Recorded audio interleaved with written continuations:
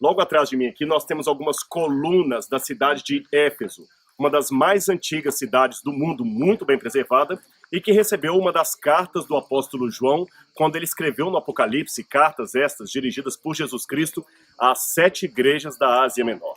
Cada uma dessas igrejas representa um período da história do cristianismo, desde a sua fundação até a volta de Jesus. Como os historiadores dividem a história do mundo em história antiga, medieval, moderna, contemporânea, assim também o Espírito Santo dividiu a história do povo de Deus em 7 períodos, que representam, portanto, 7 fases da igreja cristã.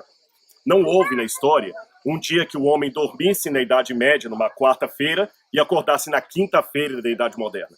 Esta é apenas uma divisão que nós temos, didática, digamos assim, para nos ajudar a entender as características de cada um daqueles períodos. Pois bem, o Espírito Santo, através do apóstolo João, pegou cada uma das características de 7 igrejas que havia na Ásia, e a partir das características desta igreja, profetizou o que aconteceria com a igreja de Deus ao longo dos anos. Éfeso, onde eu estou, foi a que recebeu a primeira carta. Éfeso significa desejável e representa o período apostólico, quando a igreja começou a pregar o evangelho com fervor, com o poder do Espírito Santo, com martírio, com a entrega da sua vida. Foi a época do apóstolo João e também do apóstolo Paulo. Aliás, foi daqui, da cidade de Éfeso, que João escreveu o 4º evangelho. Muitas pessoas pensam que o último livro da Bíblia a ser produzido foi o Apocalipse. Mas depois que João escreveu o Apocalipse na ilha de Patmos, houve um indulto dado por Nerva, ele foi liberto de Patmos, voltou para Éfeso e aqui escreveu 3 epístolas e o livro do Apocalipse. Foi aqui também que o apóstolo Paulo ficou pregando durante muitos meses na escola de Tirano. E depois que ele pregou várias vezes aqui, ele acabou falando verdades contra uma religião oficial que havia aqui nessa cidade. Eu vou falar um pouquinho sobre essa história para você. Logo aqui atrás, você tem os restos do teatro romano daquela época. A Bíblia fala que Paulo estava na sinagoga no começo, não encontramos arqueologicamente o local da sinagoga de Éfeso, mas depois ele transferiu-se para a escola de Tirano, que provavelmente seria um Odeon, que está lá do outro lado da cidade. A cidade aqui era muito grande. E quando Paulo começou a falar as verdades a respeito de um Deus único, da salvação em Cristo Jesus, os habitantes da cidade começaram a ficar incomodados. E a grande deusa padroeira de toda a cidade era a deusa Artemis, também chamada de Diana, ou Diana dos Efésios. Ela era a deusa padroeira daqui. E havia alguns homens que produziam nichos de ouro, de prata, para a colocação da estátua, da imagem de Diana. Evidentemente, com Paulo pregando contra esse culto e tendo tantas pessoas se convertendo para o cristianismo, aqueles homens começaram a se sentir ameaçados pela mensagem de Paulo. Resultado?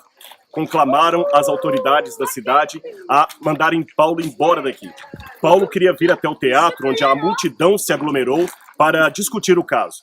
Mas, na verdade, essa multidão aqui era uma turba enfurecida. Lembre-se, eles adoravam a deusa Diana. Era a deusa padroeira daqui. Falar mal de Diana naquele contexto, uau, imagine a complicação que foi. Paulo tinha respeito pela religião dos outros. Paulo tinha respeito pela fé dos demais. Porém, isto não o inibia de falar as verdades, mesmo que essas verdades implicassem em desmascarar algumas doutrinas, alguns cultos que não eram de Deus. E Paulo até não veio até o teatro, porque os seus discípulos, você pode ler essa história em Atos capítulo 19, disseram: Paulo, não vá para lá, senão você vai ser linchado. Apenas alguns discípulos de Paulo vieram para cá. E no teatro, com mais ou menos 30 ou 40 mil pessoas, você imagina, como diz o livro de Atos, a turba gritando: viva grande Diana dos Efésios, viva a grande Diana! Eu posso escutar ainda, pela fé, o eco daquela multidão. Paulo deve ter passado por aqui muito preocupado. Ele deve ter se perguntado: Senhor, onde é que eu errei? Será que eu falei mais do que devia? Será que eu falei menos? Será que faltou argumento? E Paulo, infelizmente, foi obrigado a deixar a cidade de Éfeso e caminhou por esse lugar onde eu estou aqui. Se você acompanhar comigo, você vê que até hoje existe uma grande colunata e ela dava destino até o porto da cidade.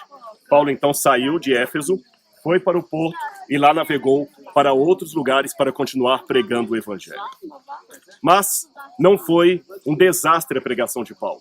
Apesar daquele incidente que deve ter deixado até alguns traumas na mente dele, das pessoas rejeitando a mensagem, gritando, hoje o cristianismo está de pé. Hoje nós temos muitos cristãos ao redor do mundo. e não temos mais a religião de Diana dos Efésios. Naquela época, Paulo e seus discípulos eram apenas uma minoria. A grande maioria adorava o culto a Diana, mas hoje não é Diana que prevalece. O nome de Jesus ainda está em muitas partes do mundo, porém a obra não está concluída. Temos que pregar o evangelho a todo mundo, em testemunho a todas as nações, para que o fim possa vir, para que possa se cumprir todo o restante das profecias e nós possamos então ver o nosso Salvador, voltando nas nuvens com poder e grande glória. E naquele dia, segundo a Bíblia, ele ressuscitará os mortos em Cristo. E Paulo, o próprio Paulo, que pregou nessa cidade, que esteve aqui, também ressuscitará para, como ele mesmo disse, receber das mãos do Salvador a coroa da justiça.